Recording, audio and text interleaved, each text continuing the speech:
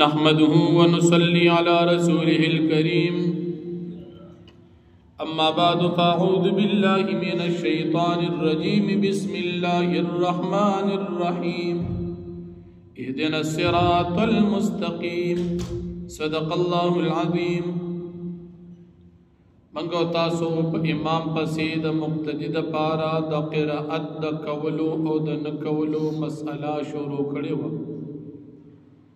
آیا مقتدی با امام پسی قرائت کئی کنه بکی قرائت د قرآن مجید سبق تویل شي الحمد او بل صورت بیا منگو تاسو د امام اعظم ابو حنیفہ رحمت اللہ علیہ د مذہب مسئلہ ویلا چه مقتدی با امام پسی قرائت نکی مقتدی د پارا د امام قرائت کافی دی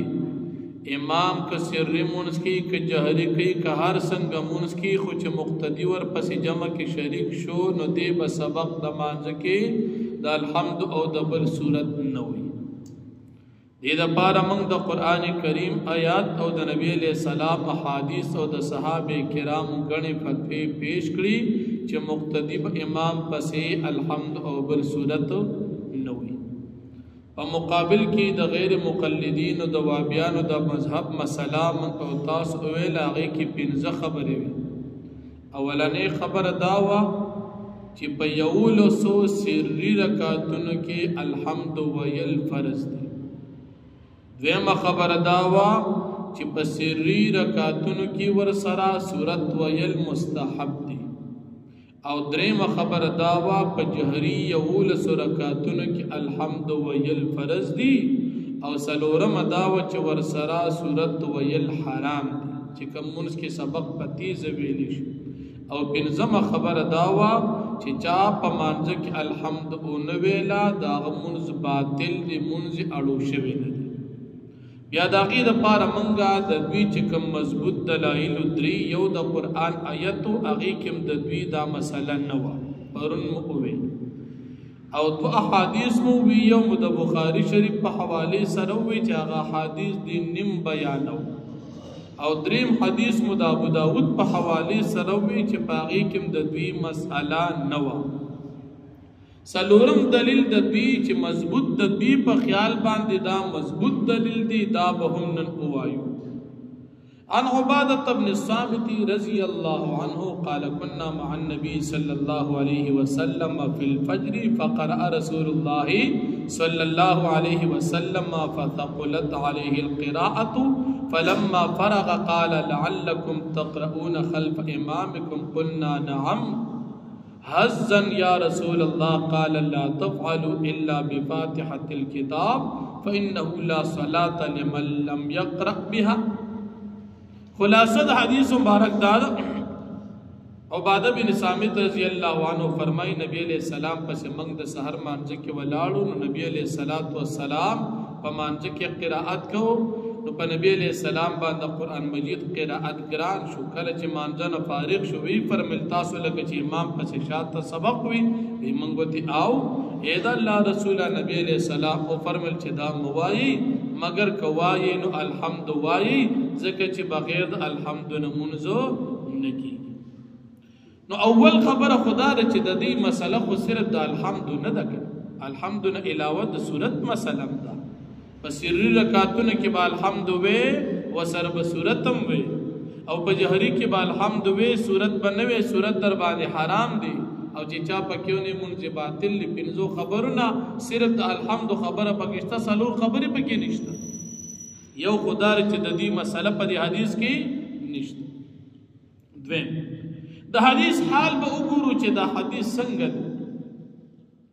آیا دا اغی آیت کریمہ مقابلہ کولیشی چکم کرالل چی امام پس ادرگی نتاسو خاموشی او وکیگ دی لکہ منگو تاس اول دلیل دا قرآن کریم چی ویلو پا دی حدیث مبارک پا دی سند کی یو راوی دی داغنم دی محمد ابن اسحاق ابن یسار حدیث چی چا نقل کردی دی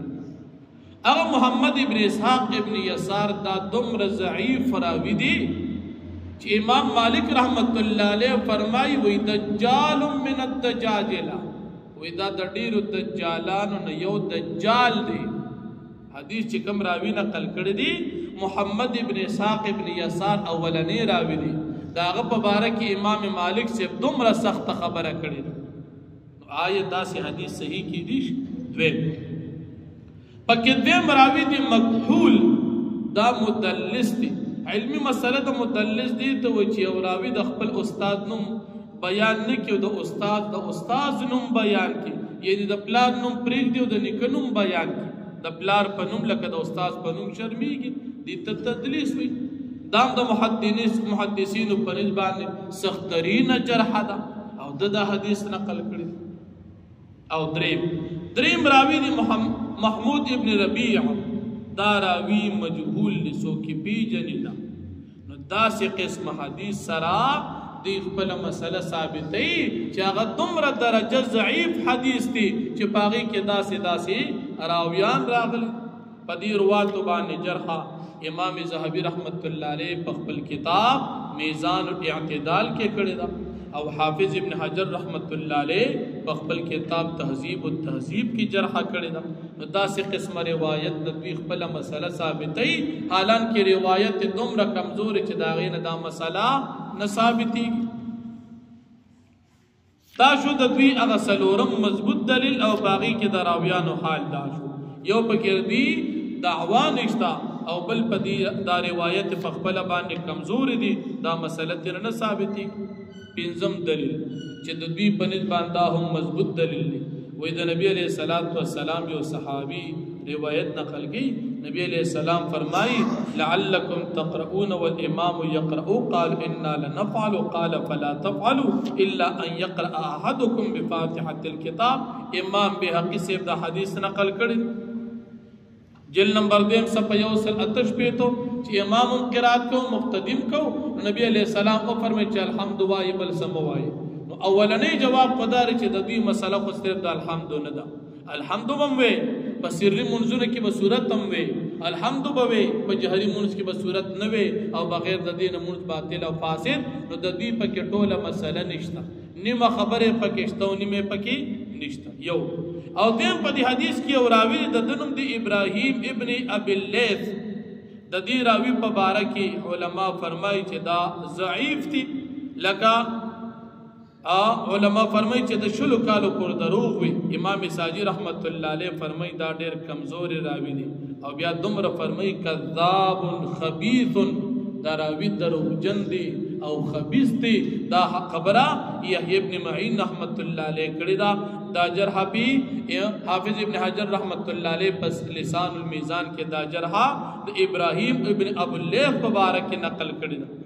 نو داسې قسم راوینه روایت نقل کول او بیا دومره مضبوطه خبره داسې کمزوري حدیث ته ثابتول یقینا دا د حدیث سره او د دې مسائل سره دا زیاتی او ظلم دي شپږم دلیل د دې حضرت انس رضی الله عنه حدیث نقل کړي د امام بهقی رحمت الله علیه په حواله سره لیکن دا روایت هم کمزور دي امام طحاوی رحمت الله علیه هم ذکر کړي د پدی باندې جرح هم ذکر کړي دا او دا شان د دې په سند کې ابو کلابه یو راوی دی باغی باندې علماء جرح کړی دا دغه امام طحاوی سے ذکر کړي پدې کې د استثناء والا مسله نشتا او امام حافظ ابن حجر رحمت الله علیه ذکر کړي دی پدې کې راوی دی عبید ابن عمر دغه راوی په باره کې انتهایی ضعف موجود دی لہذا دا حدیث هم تدوید پر دلیل نه جوړیږي ځکه چې په کې دعوا نشتا او بل محدثینو دی حدیث ته کمزوري ویل دي نو داسې قسمه حدیثونو دعوا او مسأله د دوی نه ثابتي د دې علاوه دا وابیان د خپل مسلې چې مقتدی امام پس الحمد او صورت وي د دې د پار دي د صحابه کرامو ارشادات نقل کړي د صحابه کرام اقوال افعال لیکن دا غي مختصرا جواب دادي چې د دوی په نسبانه خو د نبی علیہ الصلوۃ والسلام او د رب العالمین د کلام نه علاوه بل دلیل دوی منینا نو چې دلیل منینا نو بیا خپل مسله څنګه ثابت ځکه د دوی په نسبت باندې اهل حدیث کې دو اصول اطیع الله اطیع الرسول زدی وجنا د صحابه کرامو قول فعل تقریر دلیل نه مني د صحابي خبره تدید دلیل نه ولی من کلمات د نبی علیہ الصلوۃ والسلام ویل دا اگر چې داغي جوابات جدا جدا هم کی دي شي خو مشترکه جواب چې هغه د صحابه کرامو اقوال افعال دي او د دوی په نسبت باندې دلیل نه دي چې دلیل نشو بیا ته مسله څنګه ثابتې نو خلاصه د مسلې دا شو الحمد ویل یا ور سره صورت ویل امام اعظم ابو حنیفه رحمت الله علیه مذهب دا دی چې امام پسې مقتدی نه وي مقتدی چې ودریدو د مقتدی د پاره د امام قرائت کافی دي مقتدی د پاره جدا الحمد ویل او صورت ویل صحیح نه دي کوي وی د دې مقتدی د امرز مکروه تحریم دي دا مسله ویلو دا ولی مکروه تحریم دي یو دا چې قران کې الله منع فرمایلی دا او دیم دا چې نبی علیہ السلام حدیث مووی چې نبی علیہ السلام ته هم منع فرمایلی دا او دریم دا د صحابه کرامو فتوی من او تاس وی چې مقتدی به امام پسې قرائت نه کوي داغي وجنا که مقتدی امام پسې کله نیت وتړ الله اکبر وی داغي نه بعد د مقتدی د پار الحمد او سورت ویل بنش ترکمه چې د امام سره د جمع کې شریک وي دی به الحمد او سورت نه وي کدن مثال رکعت شوی دو رکعات ته شوی دي او امام سلام وګرځو او دې ځان خپل رکعاتونه پوره کوي هغه کې الحمد او سورت بیا وي ځکه دې د امام نه اوس جدا شوی دي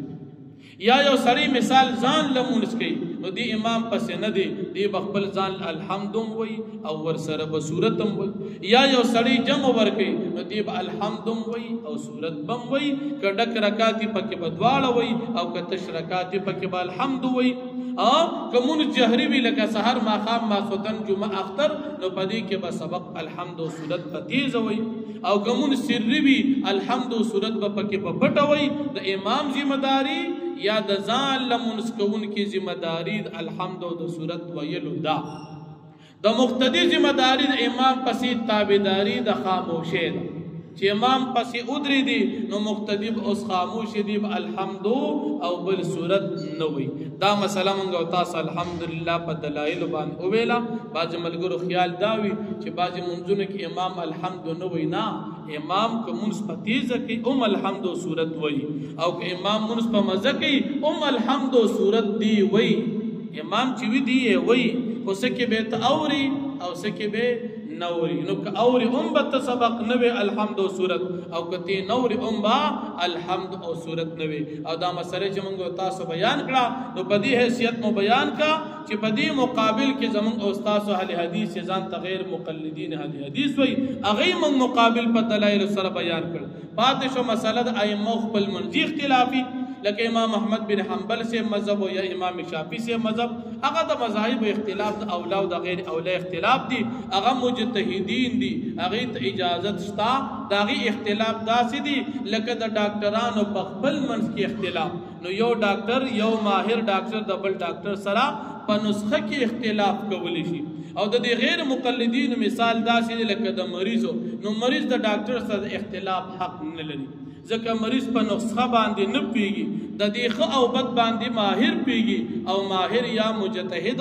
او یا ډاکټر دی نو که ماهرین په خپل منځ کې اختلاف کوي لکه مجتهدین هغه ته شریعت اجازت ورکړي دي او چې کوم غیر ماهر خلق دي هغه ته شریعت وایي چې ته یو ماهر پسې روان شه ته په دې سيزونو باندې نه پیږي نو موږ او تاسو په دې باب کې غیر ماهر یو موږ ماهر امام اعظم ابو حنیفه رحمت الله علیه پسې زو امام سے مذهب هم دادي او دلائل په دې مسله کې د امام سے مضبوط دي چې امام پسې مقتدی ودریدو نو دې الحمد او صورت